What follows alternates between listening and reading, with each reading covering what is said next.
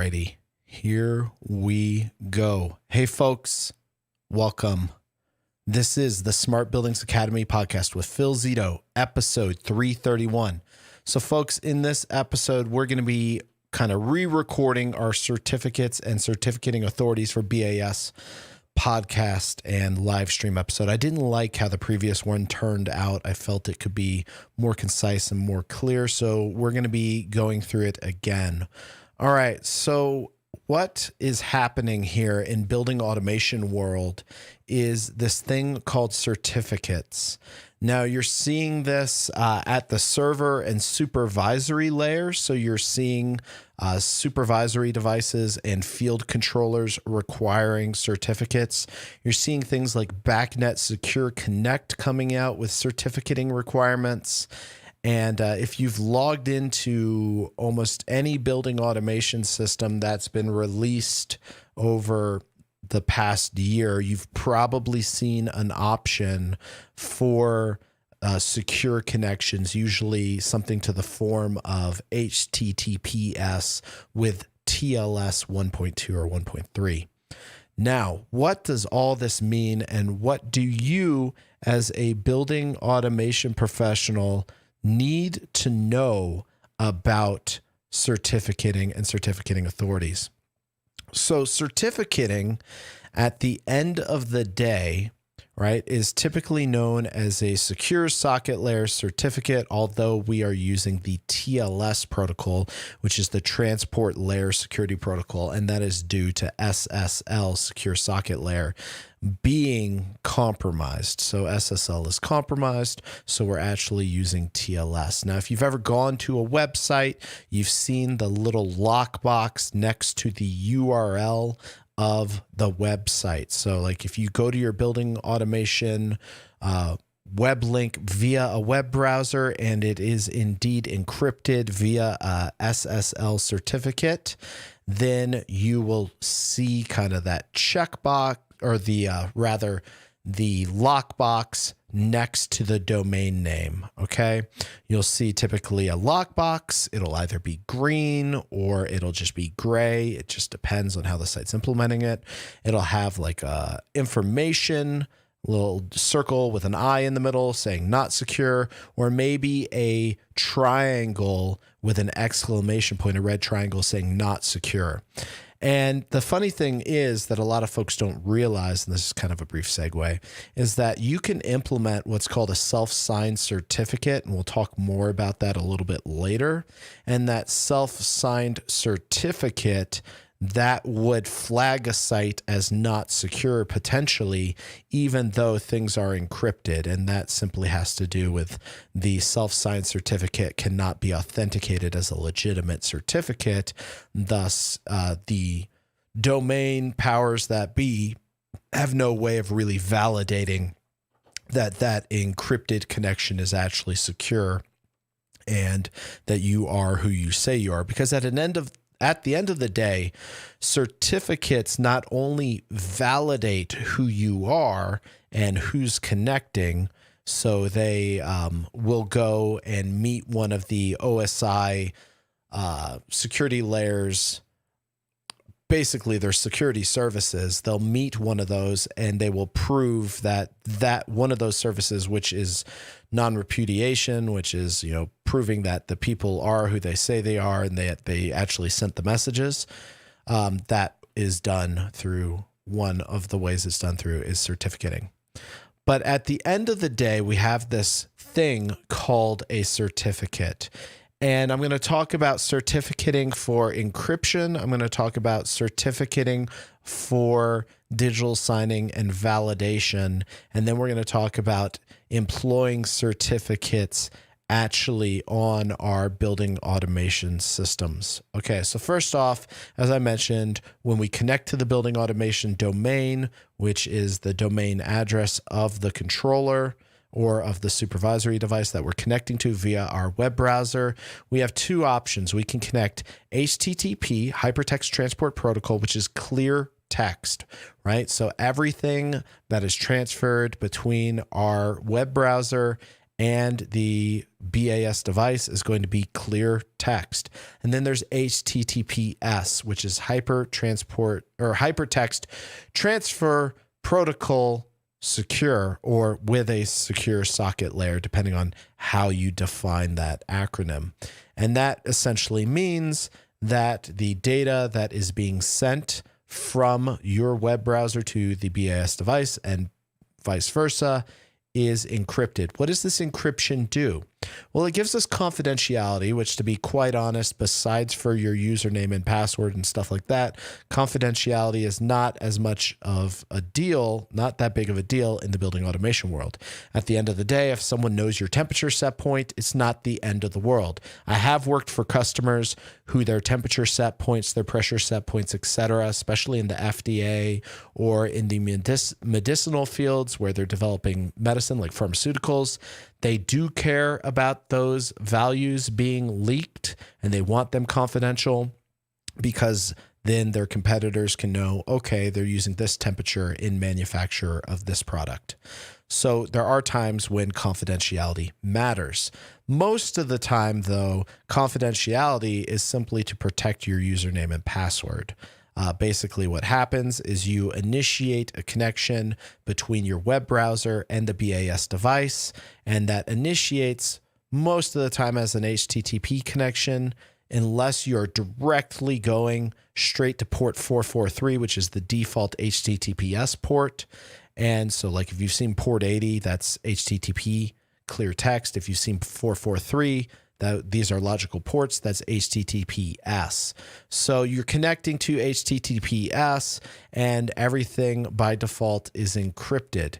Now you may be wondering, how does everything get encrypted? Well, I'm going to tell you. It's through this thing called public key infrastructure, or PKI. So you've probably heard, maybe you've heard of the term public key and private key. Okay, so public key is going to be like someone's public key. So for example, your computer's public key, and you're going to sign data, right? And then that data is going to get signed, and your private key is going to be used to decrypt the data by the BAS device. Now, there is some sharing of public and private keys. We're not going to get too deep into that here, but just realize that the whole purpose here is to give you the ability to encrypt data and then decrypt data. The public key encrypts, the private key goes and decrypts. Not only can you do that, but you can also sign and verify data. So you can have what is called digitally signed data. And this is where certificating comes in, is that you have data, it's hashed, and then it's signed by a private key. So the hash data, there's a hashing algorithm like MD5 or I think RSA, if I remember correctly. RSA's, what is it? I can't remember the algorithm off the top of my head, but the algorithm hashes, which means it converts the data and then it hashes it against a data hash to basically create ones and zeros. And then that hash is signed using a key, which then goes and makes the data encrypted. That signature is combined, right, with a certificate, and that then goes and gets attached to the data as digitally signed data. And you receive the digitally signed data and you use the signature against it. Basically, you use the public key of the signer, and that's going to get a hash, right? And then the data itself is hashed as well. And if the hashes are equal, then the signature is valid. So you can ensure that the data is actually coming from the right person. And this is why we have certificating authorities. So a certificating authority, right, is going to sign the certificate with a private key, guaranteeing that that certificating and registering authority actually did verify that that person is who they say they are. This becomes important when you are trying to connect to a domain and you want to validate that a domain is who it says it is. You want to validate a remote computer. You want to validate software coming from one. Like if you've ever gone into Niagara and you've done a driver, you've seen signed drivers versus unsigned drivers. So there's all sorts of uses for certificating. At the end of the day, these certificates, as I mentioned, they validate who is who. And so when we go into our BAS and we want to go and validate that either a remote user is who they say they are, or a remote device is who they say they are, or vice versa, we will go and use a certificate. Now, we can do this thing called self-signing. Self-signing is where we generate our own private key.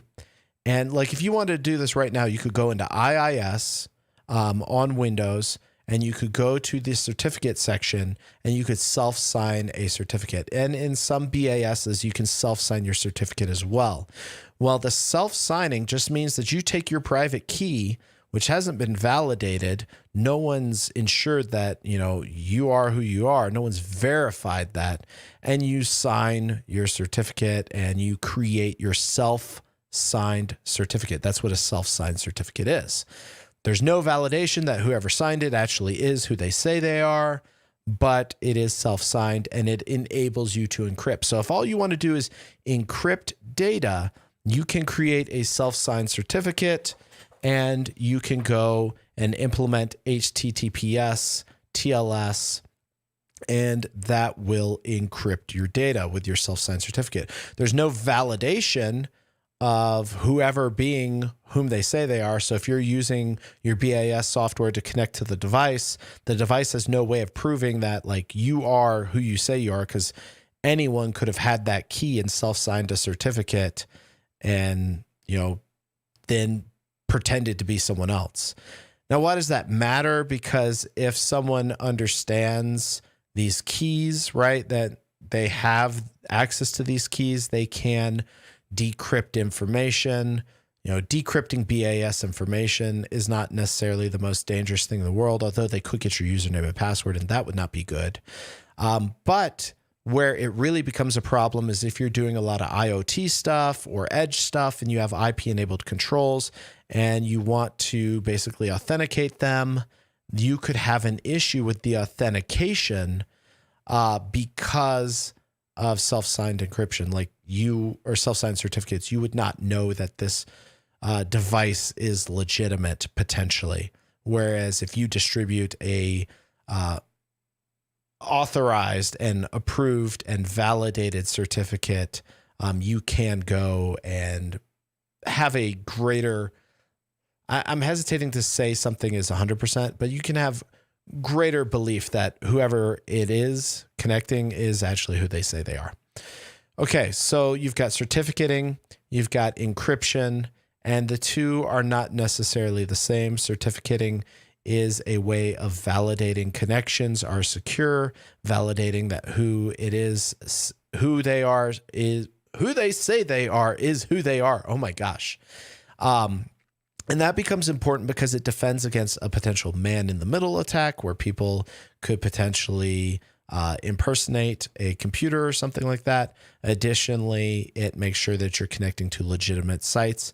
Not so much of a big deal with BAS. There's not a lot of illegitimate BAS sites floating around that you may accidentally connect to and enter your password data.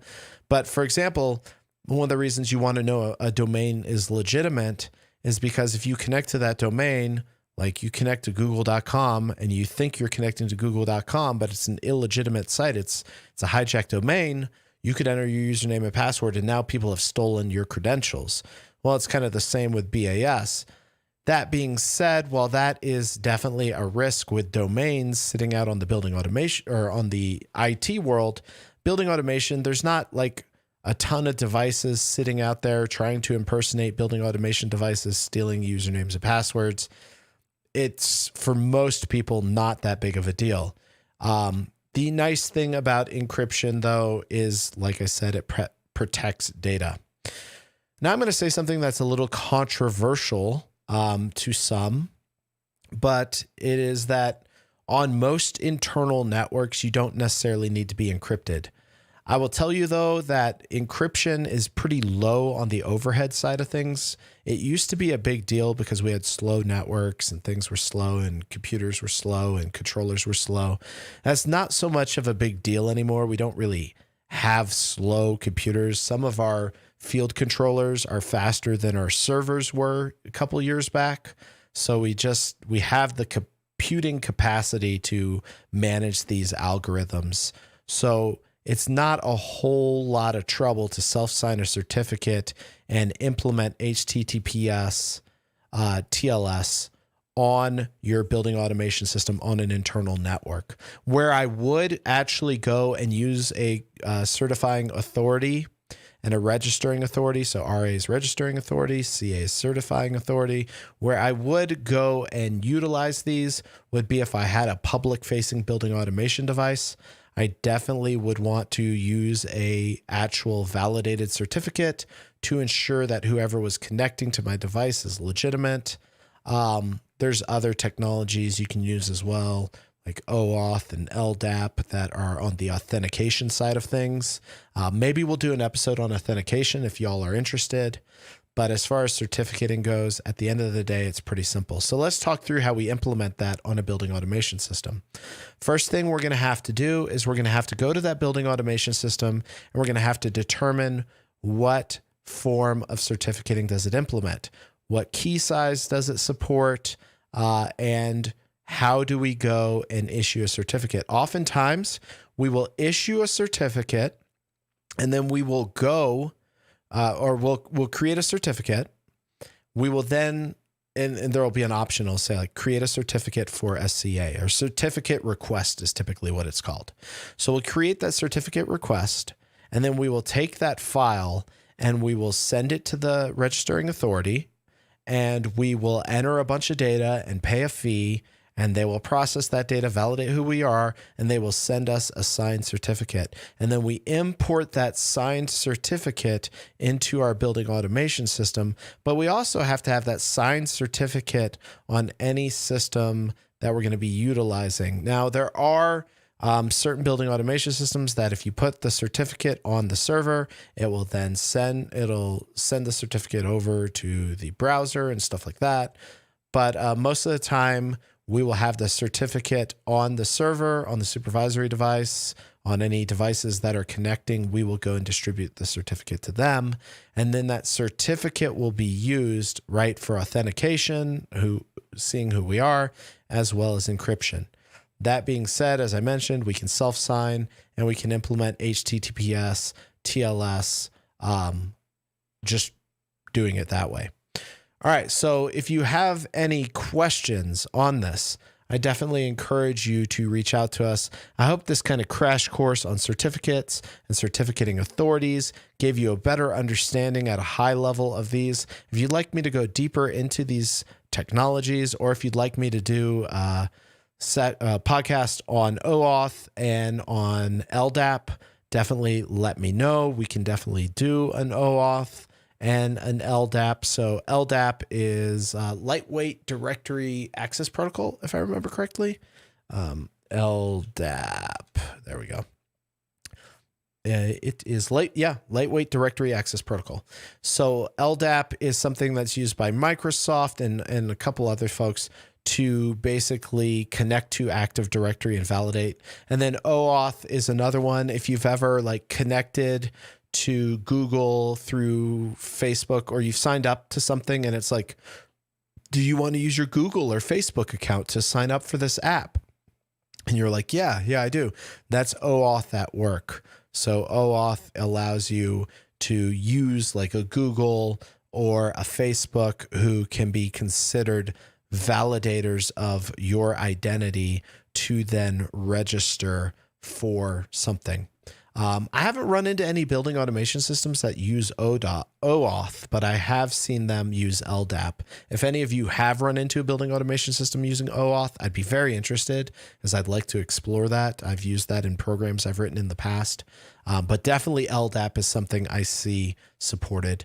I do want to reiterate that if you are using TLS, that you are using the latest version of TLS, okay?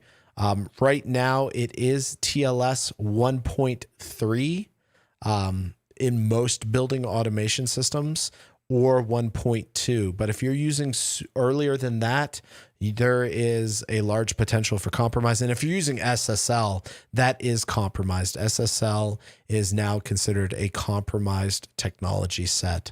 So definitely be aware of that. Thank you so much for listening. All of our podcast resources will be available at podcast.smartbuildingsacademy.com/331. Once again, that is podcast.smartbuildingsacademy.com/331.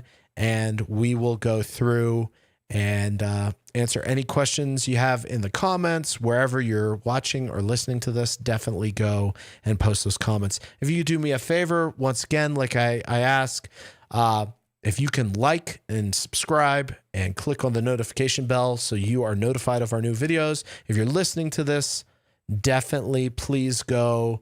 And if you're listening to this on iTunes, leave us a 5-star review if you feel that we've earned it. It helps other people find this content.